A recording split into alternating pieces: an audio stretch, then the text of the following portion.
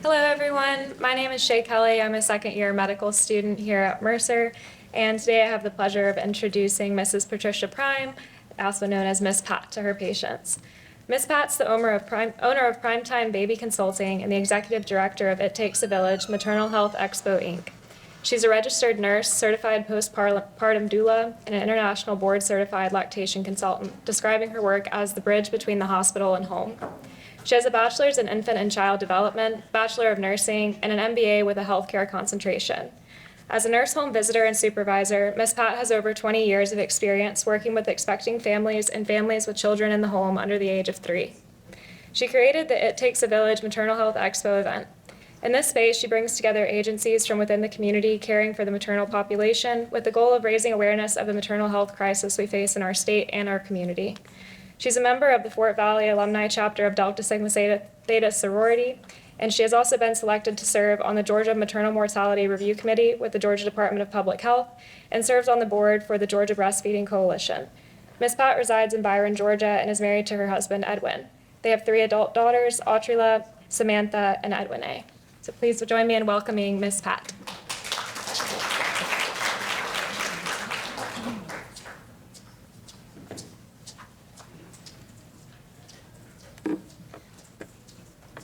Hello, hello.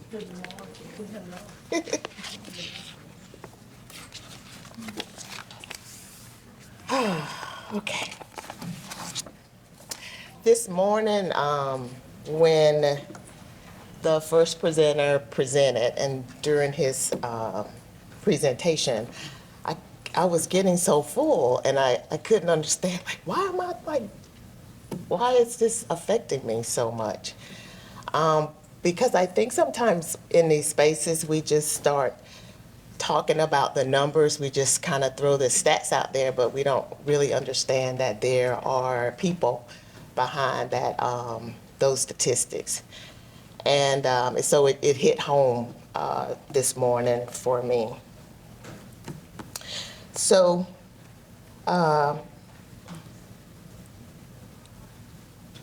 these are the objectives, and I do not have any disclosures.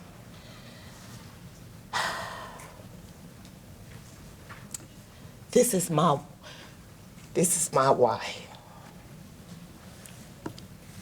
In October of 1964, this lady had a baby girl, and this was baby number 8 for her.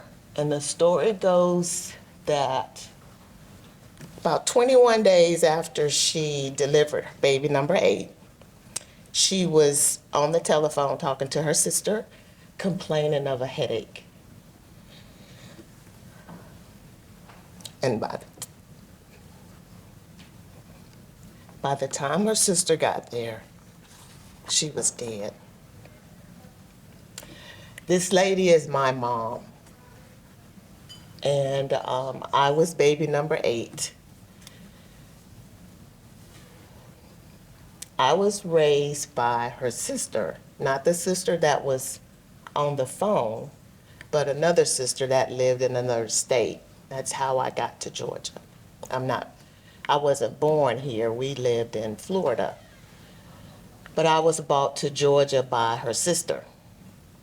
My other siblings, we were all divided up, and we were all raised in different places. I do have some siblings that were kind of raised together. We were here for a little bit, and we were there, and we got split up again. And I say all of that to say, when maternal mortality happens, there's children left behind. Sometimes there's a child left behind. Sometimes there's children left behind. And when we have families that have large children, they don't always go to the same place.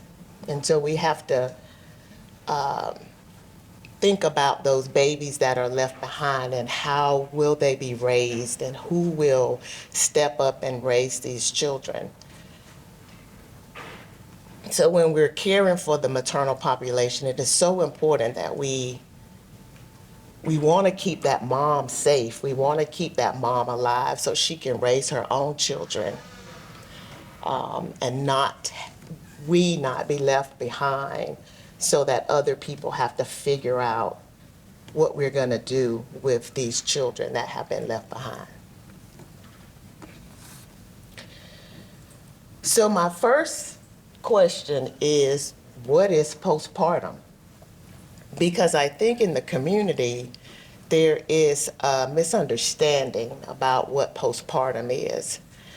For you in the room, I know that you know what postpartum is, but for the sake of this presentation, I'm gonna give you that definition. Simply put, postpartum is that period after birth. It's just the period of time after that mom has delivered a baby. But have any of you ever heard people just in casual conversation say, I had postpartum when I had my third baby, or my sister had postpartum with her children? It's not a condition.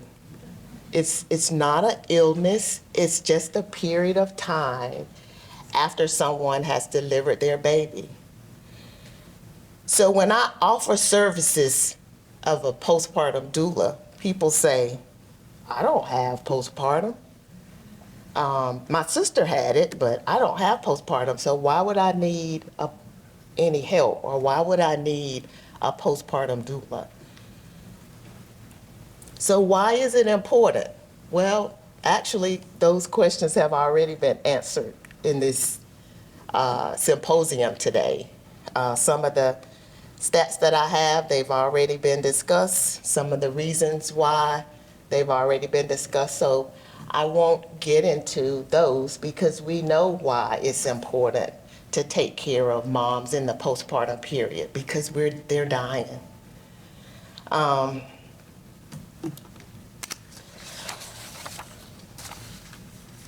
But some of the challenges that we have in the postpartum period would be, the biggest one is the lack of education. I think we assume that people know what we're talking about when we're talking about maternal mortality or maternal morbidity. We just assume that people understand what we're saying. But on a community level, I really don't think that they understand. Taking a little squirrel from my presentation, I went to a luncheon, and there were over 350 women in this luncheon. And at the end of the event, there was a lot of people there that I knew, but there were some people that came up to me and said, I saw that they gave the doulas a shout out. I didn't know that the deaths were that high. And I really just wanted to hit her, because I talk to you all the time. How do you know? How can you say that you didn't know that it was that bad? Because I think when we're talking about it, as women, we go to the hospital or we deliver at home, we have our babies, and we put our big girl pants on and we just keep doing the work. And we just keep doing it, and we don't reach out for help. So when the next mom has a baby and she's struggling, the 5 other friends that she had never asked for help. So she's thinking, why would I ask for help? Nobody else did. So now she's at home struggling when she could just call a friend. Can you just watch the baby so I can take a nap? Can you bring me some Chick-fil-A so I can eat? I don't feel like cooking today. Something as simple as that can go a long way. Sleep deprivation looks like psychosis after about 2 days, that if you haven't had it. So in the community, that's what I'm charging people to do. Can you just check on them and make sure that they're okay? But that was a squirrel, because we're going to come back to that. So due to the lack of education placed on postpartum care, not many people know that care or support should continue well after a woman has delivered a baby. They may have support for those first few days or weeks, but someone having support 2 or 3 months after birth in the United States, that's kind of like not common in our area. It's not the norm. If we focus, though, on educating the community about some of the issues that postpartum families experience, maybe the support will change. Another challenge is access. So in rural areas, we've already talked about how we have pediatric deserts, we have hospital deserts, we have GYN deserts. I don't have to get into, some people have to travel 45 minutes to an hour away to get that care. And so, you know, when a doctor is saying, you know, your blood pressure's up, and even if that's the first or the second time you heard them say you had issues with your blood pressure, we're gonna go ahead and induce you. You're thinking, because you have to travel an hour away, well, let me just get this induction and then I don't have to keep coming so far to get this care. And you're 36 weeks pregnant, or you're 37 weeks pregnant and you really wanted to breastfeed, but now we've got this preterm baby that's weak and not, he doesn't have the stamina that a term baby would have, and now you're struggling with breastfeeding. It's just a snowball effect in those rural communities when they don't have access to a GYN. Do they have access to breastfeeding support? Do they have access to pediatricians' offices that will work with them to support them on their breastfeeding journey? Or are they just pushed into giving formula when they really didn't want to? Affordability. So can residents afford to hire support in the postpartum period, even if they wanted to? Now, postpartum doulas are not, well, postpartum support is not really a covered benefit of insurance. I'm going to get into some insurance issues on the next slide, I believe, but right now, I cannot be a provider for an insurance company as a postpartum doula. I can, as a full spectrum doula, provide support to a family, and some insurance companies will cover that. Yeah. Because I'm going to talk about that a little later. So what are some of the resources for postpartum families? So doula now, this is the new buzzword, doula. We hear this word doula. And I don't think people even understand what doulas are. I can be in a room with professionals and they'll say, oh, that's just the midwife. You just help people deliver babies. No, that's not what a doula is. A doula is a person who offers non-medical support to a woman during labor, and they support and educate her in the family after the birth of a baby. There are also different types of doulas. So we have full spectrum doulas. Those are doulas that provide support to families in the perinatal phase. They're providing education. And then when that mom goes into labor, they are laboring with that mom at the hospital or at home, providing those comfort measures for her to anything that we could do to kind of help them not have to use so many medications, be induced. Having a doula will decrease your incidence of having a cesarean section. They also increase the incidence. They also increase your breastfeeding initiation. So there are some good things about having a doula, but not everybody can afford a doula or even have the insurance to cover a doula. So I feel like in some instances that's another barrier for people that are in rural areas who can't afford a doula if their insurance doesn't cover it. But there's also postpartum doulas, which is what I am, and we provide support to those families after the birth of a baby. There are stillbirth doulas.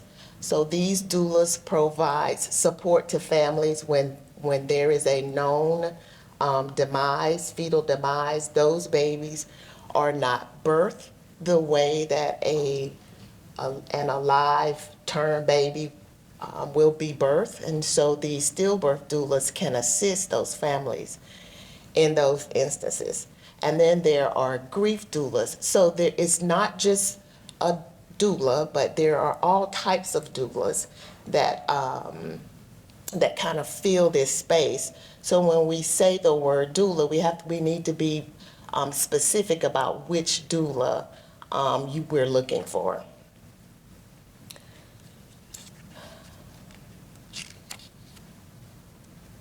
So what does that training look like for a doula?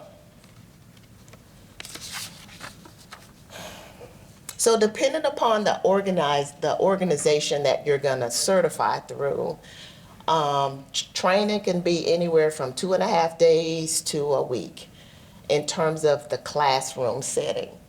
And it's usually done in person, but since COVID, because I had mine done prior to COVID, but since COVID has happened, now a lot of things are done virtually now. But it's usually 2.5 days to a week where you have where you have the classroom setting. And then after that, there's other additional training. So for an example for me, because I'm a postpartum doula, I had to be with 3 postpartum families or serve 3 postpartum families to consider me like trained in that area. So for labor doulas, they would have to work with 3 labor families before they can complete that certification. This is on an average. This is not specific to each organizing certifying body. It just depends upon the body that you're going through. You have to create a resource guide for the community that you're going to be serving, because if there's any issues that are going on, you'll be able to provide resources for that family. You have to read or do reports on research articles that's specific to the area that you're doing the doula certification for, and then CPR, and then you'll maintain your certification by taking continuing education courses. And so how is this covered? Well, it's covered through, one, private pay. And I live in Byron, Georgia, and so I have a network of about 32 doulas, and we're all in the Middle Georgia area, servicing Middle Georgia and some parts of the Atlanta area. And 99% of them are private pay. So when I say private pay, and that some people may not have access to them because they can't afford it, we'd be surprised at what people can afford to pay when it's something that they want. And the prices usually range from $550 to $1,200. And the ones that have the lower fees, it depends on the services that they're offering you.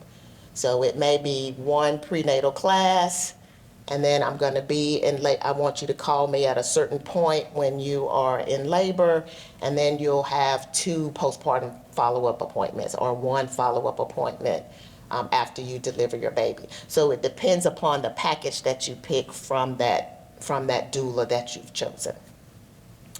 And then we have insurance. So in our area, TRICARE, which is the insurance for military families. We have Blue Cross Blue Shield of Georgia that I know of for sure that has been providing doula support to families specific to that group, but the organization that controls that particular insurance is out of New York, called Mama Glow. They are also in the process of trying to find doulas in our area to be trained through them so that they can offer those doula services to families in Georgia that have Blue Cross Blue Shield. We also have, I know Healthy Mothers, Healthy Babies of Georgia is here, and I know that they have had a program. I'm not sure if they still have it, but you used to be able to go to their website, request a doula, you put your information in, you tell them where you're from, and then they try to connect you with the doula if there's one in your area. I'm not really sure if they're still doing that, but that was the other organization that I know of that's allowing you to have a doula through your insurance. And then in the Atlanta area, there's a health system called WellStar that has been working with community doulas to provide doula support to their patients that come in to deliver. And it's not on the website anymore, but there has been a job announcement that has gone out through WellStar where they are hiring to have doulas work for the system. But you have to have a bachelor's degree. And I want to say the bachelor's degree is in nursing, but I could be wrong with that. But you do have to have a bachelor's degree, you do have to have some medical experience, and you will come in as a WellStar employee and you will be providing the doula support to those families that deliver there. One of the issues that I hear doulas talk about when healthcare systems will start hiring doulas or putting doulas on their payroll is that there's no more autonomy. So we will no longer be necessarily working for the patient, we will be working for the healthcare system. And so some doulas are hesitant, or they take pause when they hear that healthcare systems are wanting to hire doulas and put them on payroll. I think it's a good idea, and I also understand the concerns that community doulas have. But this crisis that we're in, we will not be able to solve this problem in silos. And I think that just because we have a little bit of information about what something is and how something can be effective, we should not take advantage of it just because we are the the big monster in the room and we can control all of this. Once you bring all of that into your space, now how much control do we have, and will we still be able to have those same numbers on the flip side if we start working for a healthcare system versus working autonomy as a community health doula?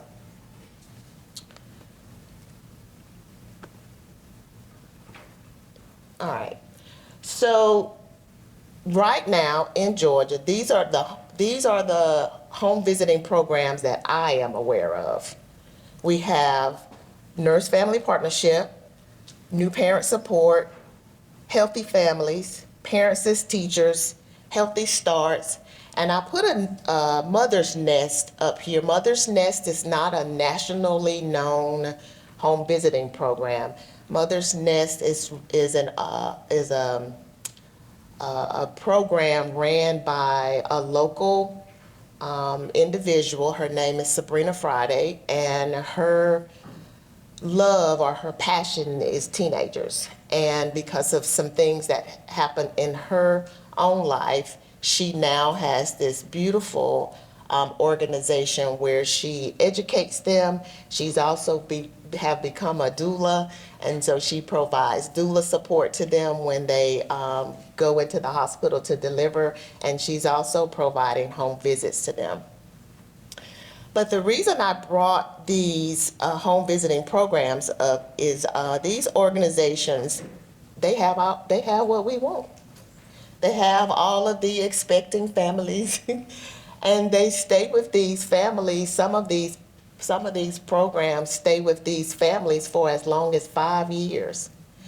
And so why not, in my head, it's like, wouldn't it be a great idea if we can start taking the people that work these programs, with the exception of Nurse Family Partnership and New Parent Support Program, those home visitors are registered nurses. So they come with the skills that are needed to assess for blood pressure issues or cardiovascular issues.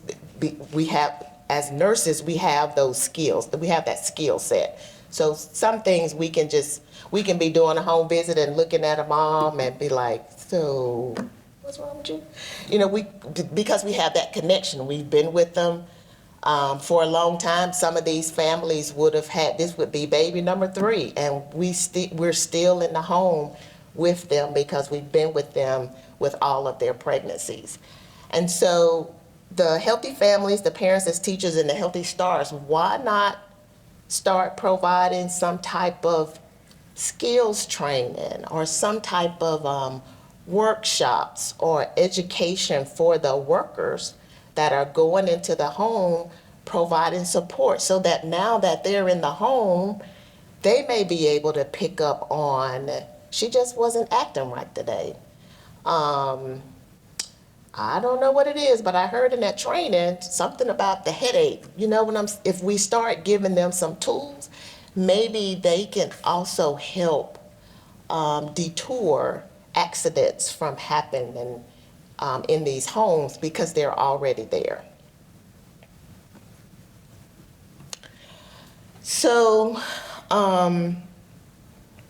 after working for like a year, because I left my full-time job, now it's been 4 years ago. I've been a nurse home visitor for over 20 years. I've worked with families for over 20 years. You heard that in my introduction. But during COVID, we couldn't go into the homes anymore. We were calling people on the telephone. And I just felt like we were wasting time. Like, people are struggling at home. And I think when we call them, they're just telling us over the phone what they think we want to hear. And but I did want to leave another job before. I married military, and so about every 3 years we were PCSing to another place.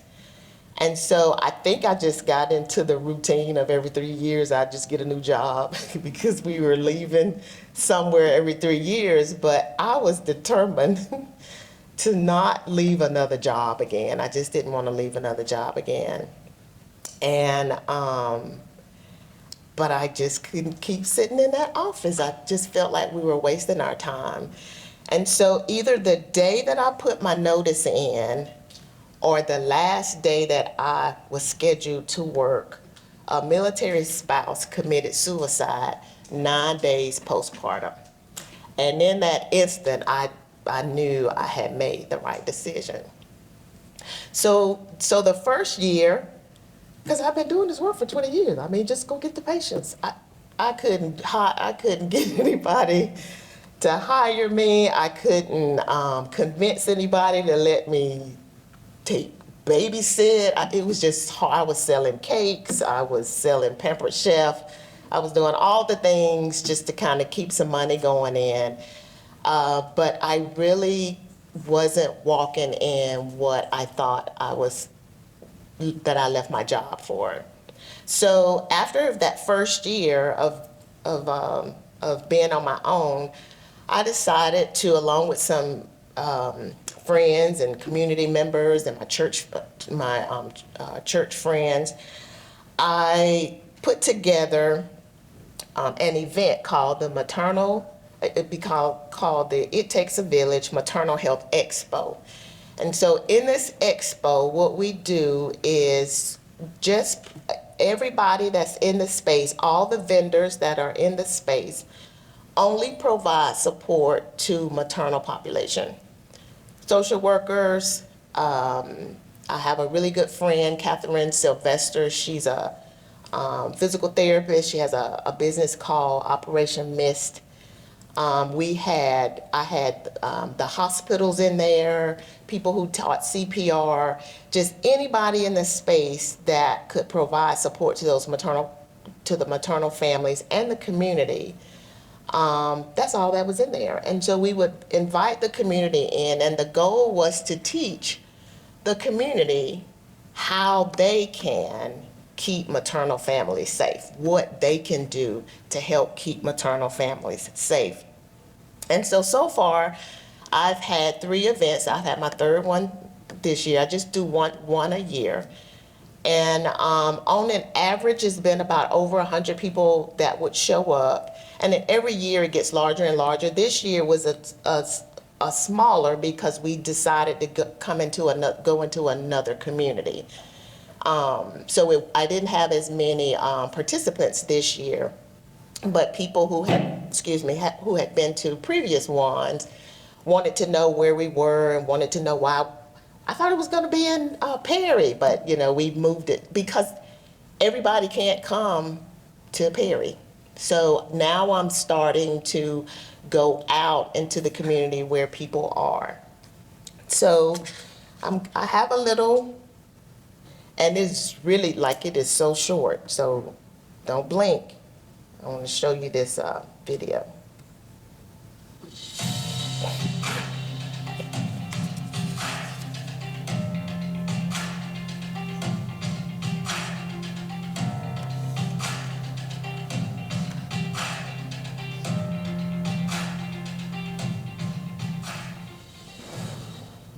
All right. Those were my dads. So the tall guy won a basketball shootout, and the 2 dads on the end, they were first place, second place runner-up, and third place runner-up. So I'm going to go back to the slide. But I do that because in the community, I'm trying to meet them where they are. It's so funny because when they come in and they're engaged in the learning, when they're learning the stuff, I just didn't know that. I didn't know that. And my goal is not just for pregnant people, it's for grandmas, it's for supervisors, it's for pastors, it's for a sister, because now you'll look at that pregnant person a little bit differently than you would if it was you, because when you had your baby, you just put your big girl pants on and just sucked it up. But now we're teaching you that don't do that, because our moms are dying and they need help. So I have one more event that I do. It's called, this one is called Peach Table Talks, but I've changed the name to Spending Time with P Prime, and these are more intimate settings. So over the years, I have interviewed now 6 moms, or 6 families, because some of them are mom and dad, and they share their birth stories. They share, some of them are good, some of them are not so good, but they share their stories, and then they tell me what they've done as a result of what happened to them. So for an example, I may have a mom whose babies passed away, but now she's written a book on how to grieve, or what does grief look like.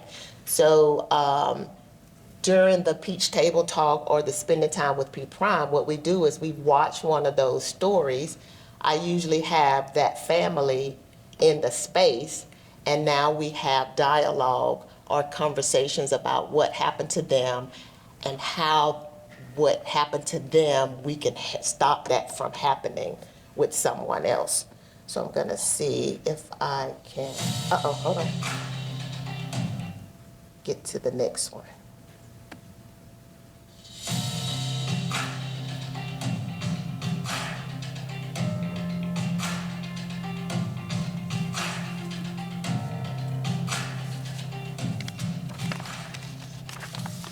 So just some real short videos.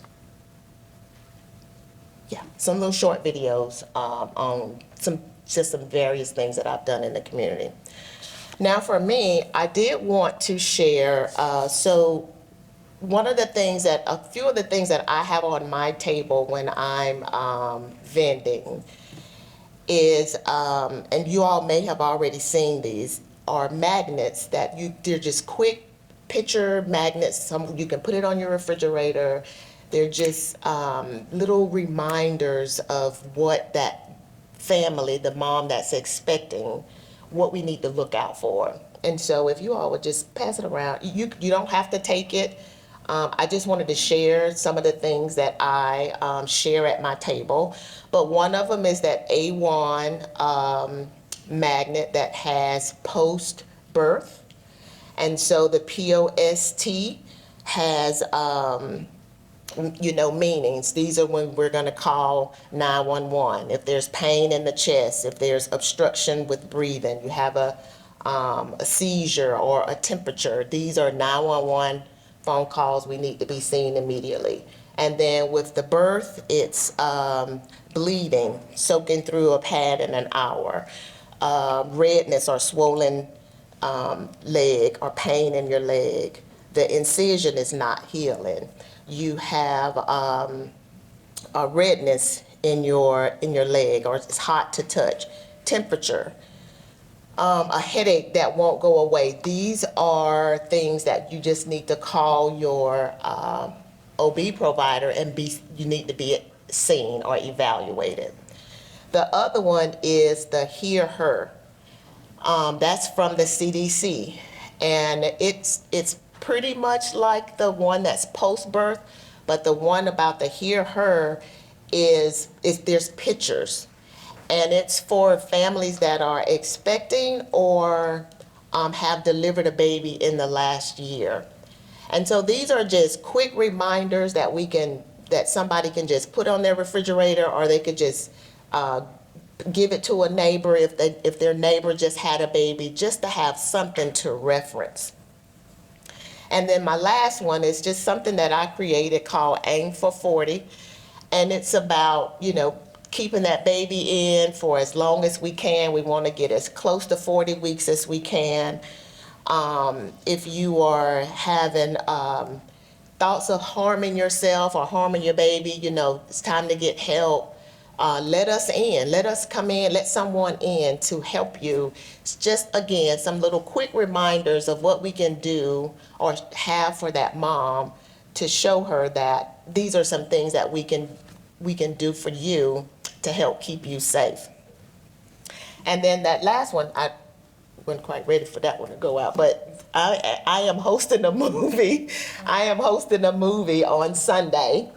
It's gonna be in Byron, and I'm showing the movie Toxic, a Black mother story.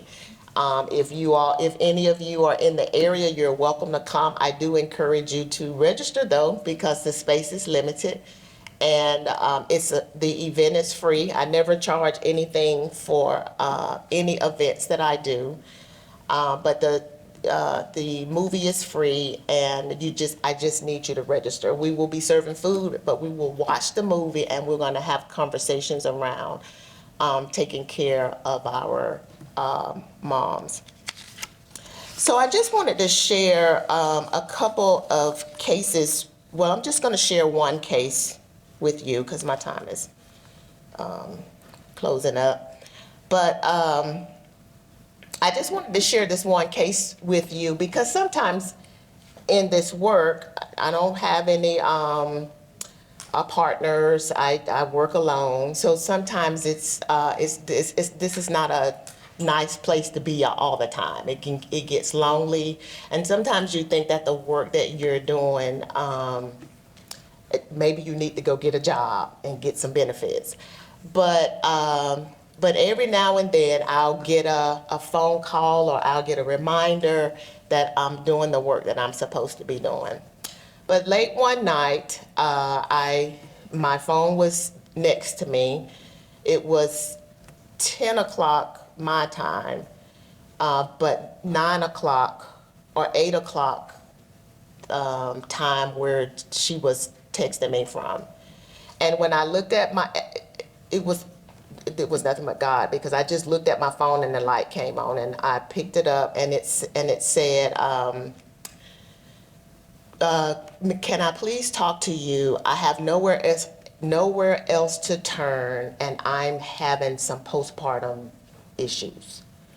And so I said, sure. And I called her, and she says, hi, I had my baby, and I don't feel good. And she says, she gives me a little bit of the story. She was 41 weeks and let's say 3 or 4 days. The doctor had told her if she had not gone into labor by whatever day they were going to induce her. But she said the pregnancy had gone well. She had not had any issues with blood pressure, had not gained a lot of weight. She was just pregnant and, had not delivered a baby yet.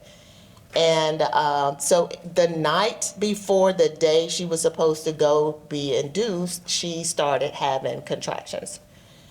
But when she got to the hospital, instead of allowing the contractions to just carry out, they induced her.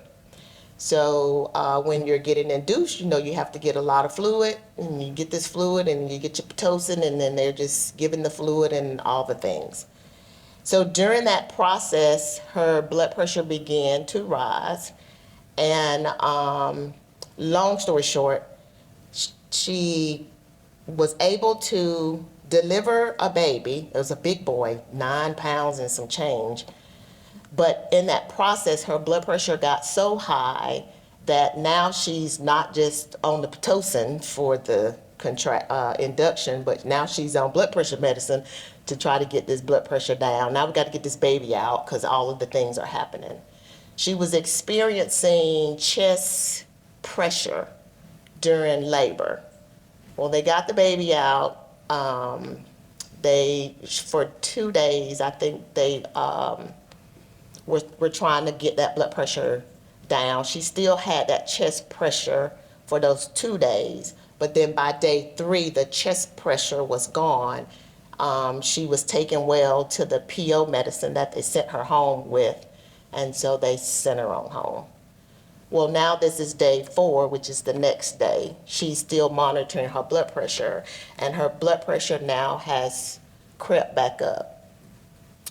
And when she called me, she was calling me because she now has the chest pressure, and her blood pressure was, let's say, 169 over 100 and something. And so she said, so what do I do? And I said, you go back to the hospital. Do not go to the emergency room. I need you to go back to the scene of the crime. And because I joke with her like that, and I said, go back to labor and delivery and be evaluated. And so by this time, I hear the baby's crying, and I didn't hear her say anything. And I said, where's your husband? And she said, he's right here. And I said, put me on speaker. And then I said the same thing to her husband. You need to go back to the hospital, go back to labor and delivery. She needs to be seen now. And then he didn't say anything, and baby is crying. And so I said, so who's helping you? And she said, it's just us. Now they are not here, they're away. So I couldn't even go over. I said, I'm sorry, y'all gotta go to the hospital now. And they didn't say anything. So I said, I'm usually praying in these instances. So I'm saying, so this is what I need you to do. Call your OB provider and do not hang up the phone until you hear something that sounds like, to speak to on-call provider, press 0. Like, listen to every prompt, do not hang up the phone. And so they said, okay. They were so quiet, it was like you could hear a pin drop, but the baby was screaming. So for that night, I didn't hear anything else from them that night. And then the next morning, I had not gotten a message. And at 9 o'clock, I'm like, okay, it's early enough for me to call them. And when I called, they were in the hospital. All 3 of them were at the hospital. Mom had postpartum preeclampsia and was on a MAD drip and was scared to death. And all she could ask me was, am I gonna die? I'm sorry. And I think about, she only knew this stuff because of work that she had done for me. It makes me wonder, like, what would you have done if you didn't know to call me? Would you have just, because she had a follow-up appointment, so would you have just suffered through what you were feeling until your follow-up appointment? Like, what would you have done? And in this work, I think for all of us, we drop nuggets. Where we go, we just drop nuggets. But out of the blue, sometimes people just call and say, hey, well, I didn't want to bother you, but my feet are swole. Should I be worried about that? I mean, it's just something as simple as that, but we don't know how many lives we're actually saving when people reach out to us for support. So she ended up staying in the hospital for another 3 days. Blood pressure was controlled, and she went home. And now, right now, baby mom, everybody is doing well. But that was a very, very scary moment for all of them. And even Dad asked, is his wife gonna die? And so I was, in those moments, you're just trying to keep them calm. You're just, you're just stroking them because we don't need you to get any more upset, but you're in the safe. I can't, or am I gonna die, Miss Pat? When somebody, I don't know if anybody's ever been asked that. Of course you can't predict the future, but I'm saying to them, you're in the right place, getting the right medicine at the right time. And I just need for you to relax. If you have questions, if they're doing something that you don't understand, make sure that they explain it to you. You're just giving them the tools now because now they're in crisis mode. And we're just trying to keep them calm so that we can get them to the next space. And that's usually when I get phone calls, is when people are in crisis mode, even with lactation. I just wish people would call me because they want to breastfeed and they baby home. Then they just want to breastfeed. But I get the phone calls. It's 2 weeks later. They said the milk hadn't come in, and their breasts are hurting, and the baby hasn't pooped in 5 days. Like, that's when I get the phone call. But if we can start getting into these rhythms where it is just so normal to take care of the mama for the first year after she's delivered her baby. That's just the thing that we do. You don't have any issues at your job. You get 12 weeks off. You get 16 weeks off. You're gonna get paid. If we could just get to that, I think it will make for such a better place for our moms. And none of that is on my paper, and I don't know why I'm saying all of that, so I apologize. So just some additional resources. Operation Miss, which is what I told you about. Postpartum Support International. I'm sure everybody in here knows what Postpartum Support International is, but one of the moms that I interviewed, her baby passed away 9 days, I believe, after he was born. And so she is a therapist by trade, and what she did was completed one of the postpartum support international training. So now in our area, we have a therapist that's specific. She has specific training in taking care of that maternal mom when she has mental health issues that come up. There is, and then we have Healthy Mothers, Healthy Babies. They have perinatal care packages. So you can go pickle is like when you go to the website, you go to pickles and ice cream, but then you have to look up that perinatal care package. But they go fast. So it's usually the first of the month, first, second 2 days, 2 or 3 days of the month. You need to really get in there to try to get those packages for the pregnancy, and then they also have postpartum packages also. But there's very little support in our area for postpartum families. Families return to the hospitals and doctors for help, but they leave feeling deflated. And some feel like they're not even being seen or heard. But I think that the doctors and the hospitals just don't see beyond what they offer. Postpartum care will have to be a collaborative initiative. The healthcare systems need the community, physician's office need the community, midwives need the healthcare systems. We all need each other. We will not be able to solve this problem in silos. I know that the work that I do is important and it is needed in our community, but the struggle is real. We continue to see moms being discharged with knowing little about caring for themselves, let alone their babies. I even have stories of physicians, PAs, and nurses all struggling through the transitioning through that postpartum period. We have to continue to talk about it. We must continue to advocate for services in the postpartum period, and we have to fight for reimbursement for doula support in the postpartum period that extends beyond the first couple of days and weeks. Finally, we must educate the community on the issue and give them the tools to advocate for themselves. But when we give them the tools, the healthcare system has to be ready to receive them. I can't say it enough. If when you show up in the healthcare system and you say, I just had a baby 2 months ago and I got a headache that won't go away, we can't get you in until next month on the 15th. That's a problem.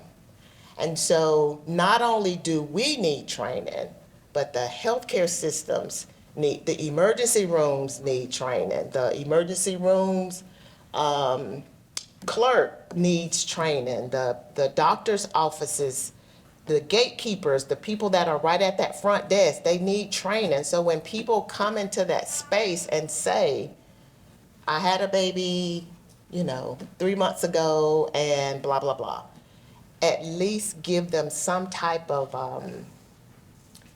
listen to them or give them an appointment, not next month, but right now or the next day. The fact is, African American women are 3 times more likely to die from a maternal incident than their white counterparts. But let's not forget, all pregnant women are affected. However, if we pay attention to how we treat our Black moms, all moms will be treated fairly. So, I'm gonna cry again. This is my village. That's my mom's sister in the purple. She's the one that raised me. She was 103 when she passed, and she would fight you for me at 103. And my mother-in-law is on the other end, and I had her in my life for 27 years. And I just believe I had that extension of mothers in my life because of the way that I started. questions.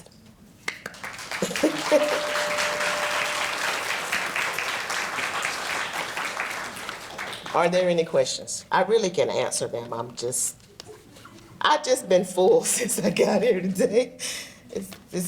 Has been a really heavy symposium, and I'm just gonna say, I've never ever in my life talked so much at a conference ever. Like, I really haven't.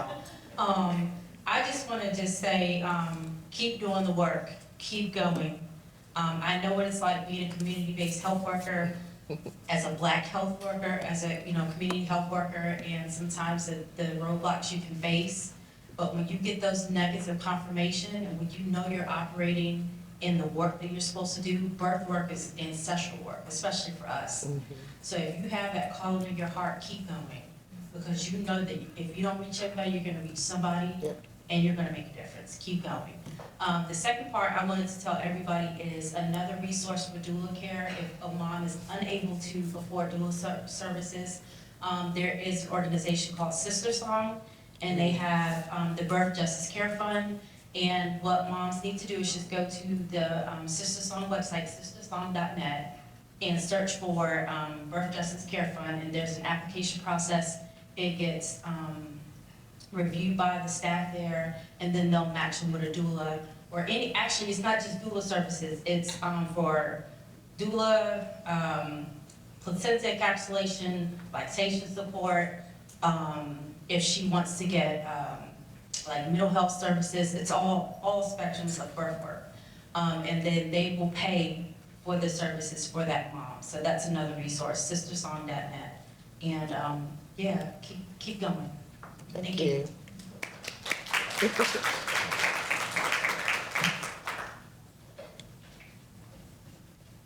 No more questions? Thank you all.